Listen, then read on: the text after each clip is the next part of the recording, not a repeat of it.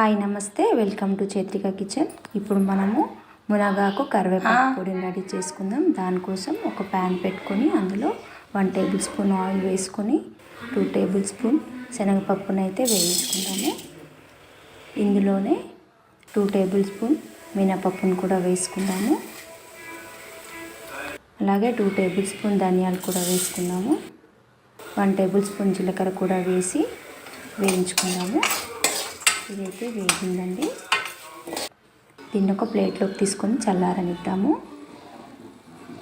అదే ప్యాన్లో 1 table spoon oil వేసి రుచికి తగిన ఎండుమిర్చీలు వేసి వేయించుకుందాము. ఇవైతే వేగాయండి. వీటిని కూడా చల్లారనిద్దాము. మళ్ళీ అదే ప్యాన్లో 1 టేబుల్ స్పూన్ ఆయిల్ వేసి ఆరబెట్టుకున్న కరివేపాకు వేసుకొని లైట్గా వేయిస్తామండి. ఇదైతే వేగిందండి. ఇప్పుడు ఇందులో ఆరబెట్టుకున్న మునగాకును కూడా వేసి వేయించుకుందాము. మొత్తం మునగాకును వేసి వేయించుకుందాము మంచి కలర్ వచ్చే వరకు. ఇదైతే వేగిందండి. దీన్ని ఇప్పుడు చల్లారనిద్దాము. ఒక మిక్సీ జార్ తీసుకొని అందులో నిమ్మకాయ సైజ్ అంత చింతపండు, ఒక 10 వెల్లుల్లి రెబ్బలు వేసి ఇందాక వేయించి చల్లారనివ్వడానికి పక్కన పెట్టుకున్న ఐటమ్స్ కూడా మిక్సీ జార్లో వేసి బరకగా పౌడర్ చేసుకుందామండి. ఒకసారి మిక్సీ పౌడర్ అయిందండి.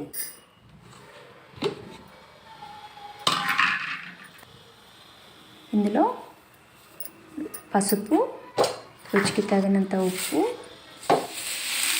వేసి ఇందాక చల్లారబెట్టుకున్న కరివేపాకు, మునగాకు కూడా వేసి మరొకసారి మిక్సీ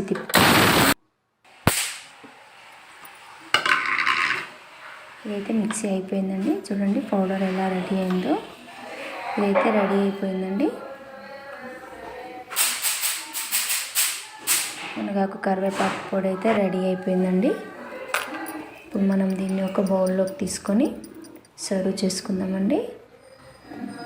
ఎంతో హెల్దీ అయిన కరివేపాకు, మునగాకు పౌడర్ అయితే రెడీ అయిపోయిందండి. ఇది డైలీ 1 టేబుల్ స్పూన్ అన్న వేడివేడి అన్నంలోకి తీసుకుంటే చాలా మంచిదండి. టేస్ట్ కూడా చాలా బాగుంటుందండి. Thanks for watching Chaitrika kitchen.